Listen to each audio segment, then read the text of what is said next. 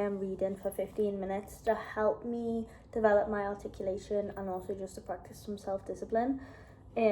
I don't like this book, I've decided, and I don't really know if it's worth keeping on going, but I'm going to keep going because someone told me this is a book everyone should read, and I am seeing some benefits to it. It's just dead depressing. So 15 minutes. Let's go. Okay. I'm on page 131. A large war. The Vietnam War was the Syrian war of my generation. 2 days before Christmas in 1972, 7 bombs killed 27 patients and members of staff at the Bach Mai Hospital in Hanoi in Vietnam. I was studying medicine in Uppsala in Sweden. We had plenty of medical equipment and yellow blankets. Agenta and I coordinated a collection which we packed in boxes and sent to Bach Mai. 15 years later, I was in Vietnam to evaluate a Swedish aid project. One lunchtime, I was eating my rice next to one of my local colleagues, a doctor named Neem, and I asked him about his background. He told me he had been inside the Bach Mai Hospital when the bombs fell. Afterward, he had coordinated the unpacking of boxes of supplies that had arrived from all over the world.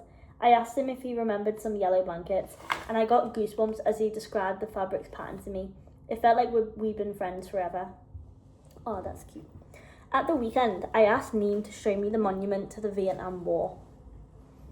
You mean the resistance war against America? He said. Of course, I should have realised he wouldn't call it the Vietnam War. Neem drove me to one of the city's central parks and showed me a small stone with a brass plate 3 feet high. I thought it was a joke. The protests against the Vietnam War had united a generation of activists in the West. It had moved me to send blankets and medical equipment. More than 1.5 million Vietnamese and 58,000 Americans had died. Was this how the city commemorated such a catastrophe?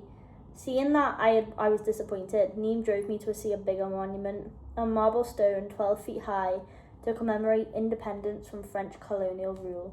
I was still underwhelmed. Then Neem asked me if I was ready to see the proper war monument. He drove a little further away and pointed out of the window. Above the treetops, I could see a large pagoda covered in gold. It seemed about 300 feet high. He said, "Here is where we commemorate our war heroes. Isn't it beautiful?" This was the monument to Vietnam's wars with China. The wars with China had lasted on and off for 2,000 years. The French occupation had lasted 200 years. The resistance war against America took only 20 years. The sizes of the monuments put things in perfect proportion. It was only by comparing them that I could understand the relative insignificance of the Vietnam War to the people who now live in Vietnam. Interesting. That makes it sound like it wasn't bad, but obviously it's still bad. Bears and axes. Mary Larson was 38 years old when she was killed by multiple blows to the head from an axe. What the fuck? It was the night of October 17th, 2004. Mary's former partner had broken into her house in the small town of Piteå in the north of Sweden and was waiting for her to come home. The tragic and brutal murder of a mother of 3 was barely reported in the national media, and even the local newspaper gave it only modest coverage. That is petrifying. The same day, a 40-year-old father of 3, also living in the far north of Sweden, was killed by a bear while out hunting. His name was Johan Westerlund, and he was the first person killed by a bear in Sweden since 1902. This brutal, tragic, and crucially rare event received massive coverage throughout Sweden. In Sweden, a fatal bear attack was a once-in-a-century event. Meanwhile, a woman is killed by her partner every 30 days. What? Every 30 days is crazy. This is a 1,300-fold difference in magnitude, and yet one more domestic murder had barely registered, while the hunting death was big news. Despite what the media coverage might make us think, each death was equally tragic and horrendous. Despite what the media coverage might make us think, people who care about saving lives should be much more concerned about domestic violence than about bears. It seems obvious when you compare the numbers. Tuberculosis and swine flu. All these comparisons are actually insane. It makes me hate the media. This whole book just makes me hate the media. Tuberculosis and swine flu. It is not only bears and axes that the news media gets out of proportion. In 1918, the Spanish flu killed around 2.7% of the world population. The risk of an outbreak of a flu against which we have no vaccine remains a constant threat.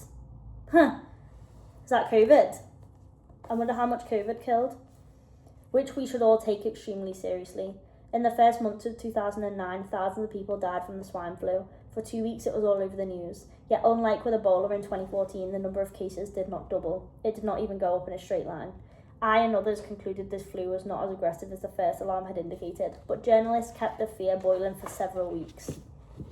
Finally, I got tired of the hysteria and calculated the rate of news reports versus fatalities. Over a period of 2 weeks, 31 people had died from swine flu, and a news search on Google brought up 253,442 articles about it. That was 8,176 articles per death. I would love to hear the statistics for COVID about this. Over the same 2-week period, I calculated that roughly 63,066 people had died of tuberculosis. Almost all of these people were on levels 1 and 2, which is of the population. It's in the first page of the book, which I wasn't filming talking about.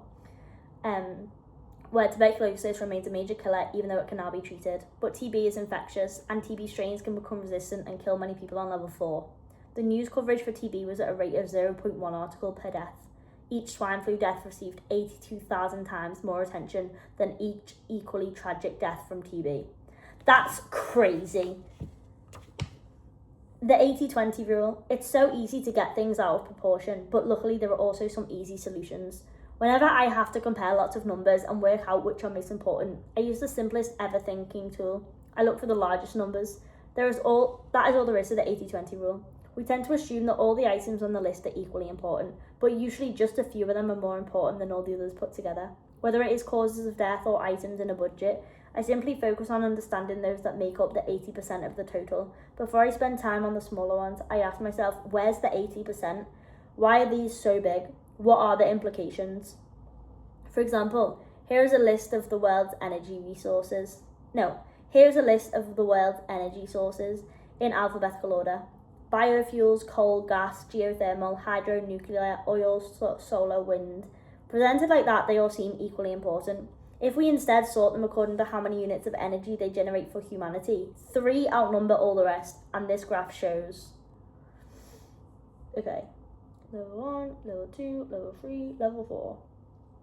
These are the people by region and income in 2017 and 2040.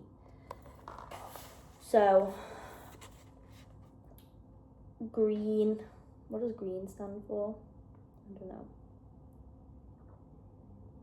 Oh, green is the location. So obviously most people from the Western world are on a high level of income.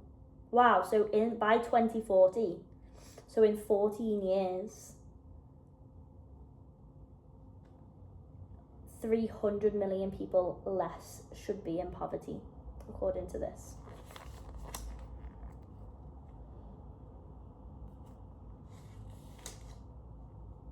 Wow, that is insane.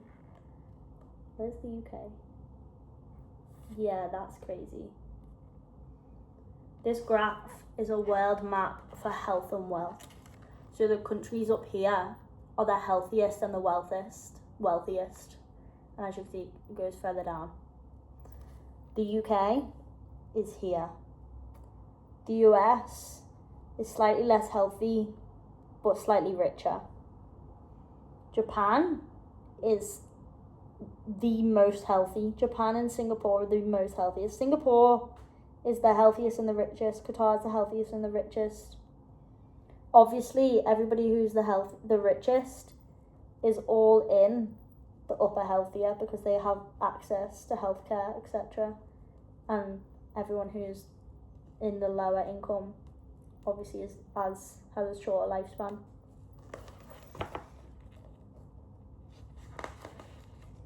It's crazy when you see it like that.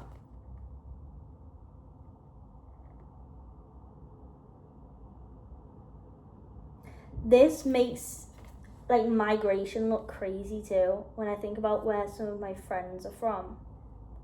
and then they've moved to the UK. Like, moving really can give you such new opportunities.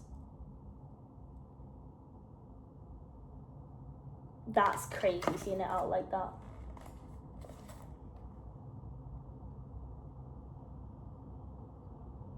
So, most people, if you're watching this video, you're on a level 4. So, most of the world is on level 2.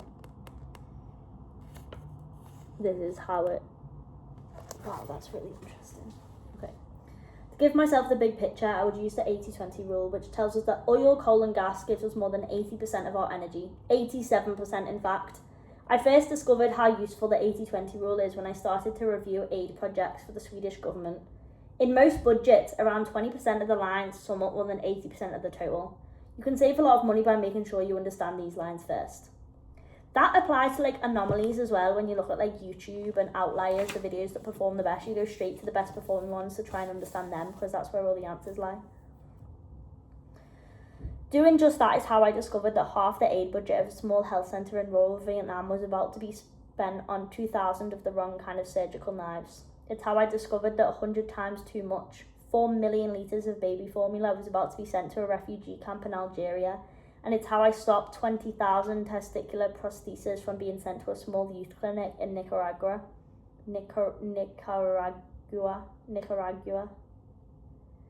In each case, I simply looked for the biggest single items taking up 80% of the budget, then dug down into any that seemed unusual. In each case, the problem was due to a simple confusion or tiny error, such as missing decimal point. The 80-20 rule is as easy as it seems. You just have to remember to use it. Here's one more example. The pin code of the world. We can now understand the world better and make better decisions about it. If we know where the biggest proportion of the population lives now and where it will be live in the future, which is where is the world market? Where are the internet users? Where will tourists come from in the future? Where are the most cargo ships going, and so on? Fact question 8, let's see if I get this right. There are roughly 7 billion people in the world today. Which map shows best where they live? Each figure represents 1 billion people. I'm going to go with B. Where's the answer? This is the options, by the way.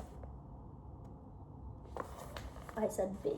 This is one of the fact questions where people score best. They are almost as good as the chimps. Their answers are almost as good as random, but by this point in the book, this looks like a great achievement. You see, it all depends on how you compare.